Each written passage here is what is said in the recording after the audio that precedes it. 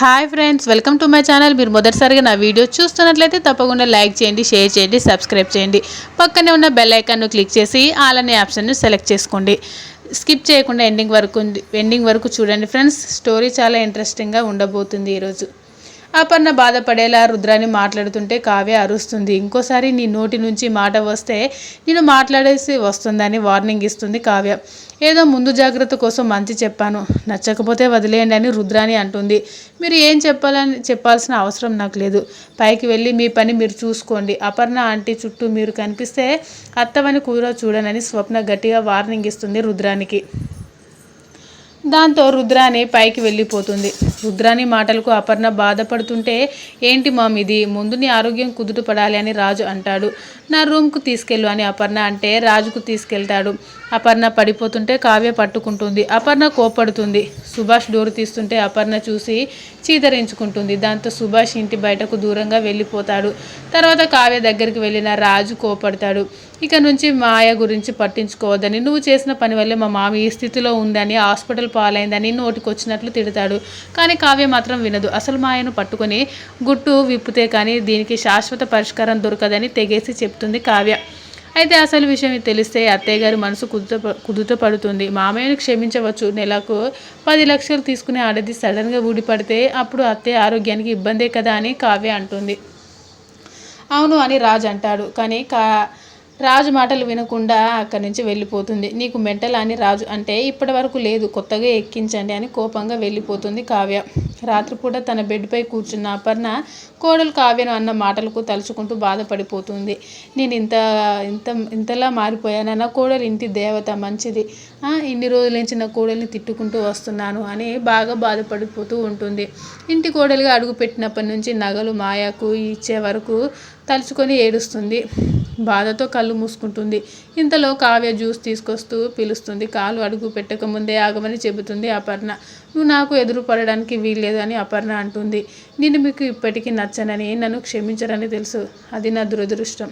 అది మీ ఇష్టం. కానీ నేను మీ కొడుకు భార్యను. అత్త ఆరోగ్యాన్ని కాపాడుకోవడం కోడలుగా నా బాధ్యత. మీ ఇష్టాన్ని గౌరవిస్తాను. నా కర్తవ్యాన్ని నన్ను కూడా చేయనివ్వండి అని కావ్య అడుగు పెడుతుంటే మళ్ళీ వీల్లేదని అంటుంది అపర్ణ. ఎందుకు అత్తయ్య అని కావ్య ఉంటుంది. ఎందుకంటే నేనే నీకు ఎదురు పడలేను కాబట్టి అని అపర్ణ అంటుంది. నువ్వు నాకు ఎదురు పడుతుంటే ఈ కుటుంబం కోసం నువ్వు ఎన్ని త్యాగాలు చేసావో నాకు తెలుసని ప్రశ్నించినట్లు ఉంటుంది. నేను నిన్ను అన్ని మాటలు అన్నదానికి నా సంసారాన్ని ప్రశ్నిస్తున్నట్లు అనిపిస్తుంది కానీ అని అపర్ణ కన్నీళ్లతో అంటూ ఉంటుంది. మీ ముందు నేను ఎంత అని కావ్య అంటుంది. నేనెంత అంటూనే ఎక్కడికో వెళ్ళిపోయావో నీకే తెలియదు. ఇప్పుడు నేను పైనున్న నిన్ను చూసి కొనియాడాలా, అది ఎప్పటికీ జరగదు. నేను ఎప్పటికీ తల వంచను అని అపర్ణ అంటుంది. ఇక ఎక్కడ ఎందుకు ఉన్నావు, నేను ఇంకా అపరాధ భావంలోకే నెట్టేయకు. నేను ఎప్పుడు బయటపడను. నువ్వు ఎప్పుడు మోసం చేసిన కనకం కూతురువి అలాగే ఉండాలి. అప్పుడే నేను ప్రశాంతంగా ఉండాలి. నేను నీ విషయంలో అన్యాయమే చేశాను కానీ అది నీ ముందు ఒప్పుకోను. నేను దుగ్గిరాల ఇంటి పెద్ద కోడల్ని, అసలు తగ్గను అని అపర్ణ పశ్చాత్తాపంతో అంటుంది. మీరు ఎప్పుడు నాకు అక్కడే ఉంటారు కానీ డాక్టర్స్ మిమ్మల్ని చూసుకోమని చెప్పారు. తొందరగా కోలుకోవాలి కాబట్టి నేను చెప్పిన మాట వినాలని కావ్య అంటుంది. వినను అని ఆమె అంటుంది. నేను నీ మాట వినడం ఏంటి, నా నాన్ సెన్స్. వినను అంటే నేను ఓడిపోయినట్లే. నేను ఓడిపోను. ఇక ఎందుకు నిలబడి వాదన పెట్టుకుంటున్నావు, ఎంత ధైర్యం నీకు? చేతనైతే నీ మూర్ఖత్వ మొగడిని మార్చుకో. ఇంకా ఎందుకు నన్ను దూరం పెడుతున్నావో అడుగు, అంతేకాని నా జోలికి అయితే రాకమ్మా. నేను పుట్టెడు దుఃఖంలో ఉన్నాను. నీ మొగుడు తప్పు చేశాడని ఎన్నో శిక్షలు వేశాను. ఇప్పుడు నా మొగుడే తప్పు చేశాడని తెలిసాక ఎన్ని శిక్షలు వేయాలని అపర్ణ కుమిలిపోతూ ఉంటుంది. అసలే నా గుండె బలహీనంగా ఉంది. నేను ఏది ఆలోచించే పరిస్థితిలో లేను. నన్ను కదిలించకు, వెళ్ళిపో అని అపర్ణ అంటుంది. నీ మాట నేనెప్పుడూ కాదనలేను అని లోపలికి వచ్చి జ్యూస్ పెడుతుంది కావ్య. వెళ్ళమంటే లోపలికి వచ్చావేంటి, నా మాట అంటే లెక్కలేదా అని అపర్ణ అంటుంది. ఉంది, మళ్ళీ భోజనం తీసుకొస్తాను. మీరు ఎన్నిసార్లు వెళ్ళగొట్టినా వెళ్ళిపోతాను. మీ ఆరోగ్యం బాగయ్యే వరకు వస్తూనే ఉంటానని వెళ్ళిపోతుంది కావ్య. కావ్య వైపు పశ్చాత్తాపంగా చూస్తుంది అపర్ణ. తర్వాత కావ్యకు కాల్ చేసి అపర్ణ గురించి అడుగుతుంది. అత్తయ్య గారి ఆరోగ్యం బాగుండాలని పూజ పెట్టుకుంటున్నారట కదా, నన్ను రమ్మంటున్నారు అని. కానీ వస్తే ఏదైనా గొడవ జరుగుతుందేమో అని భయంగా ఉంది.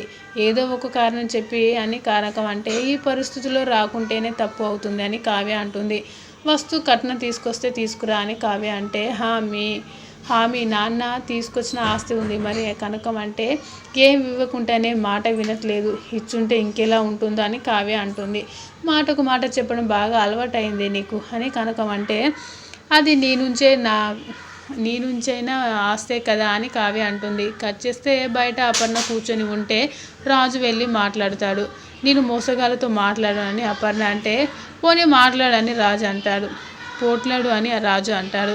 నాకు ఓపిక లేదని అపర్ణ అంటే బలవంతంగా వాకింగ్ చేయిస్తాడు రాజు.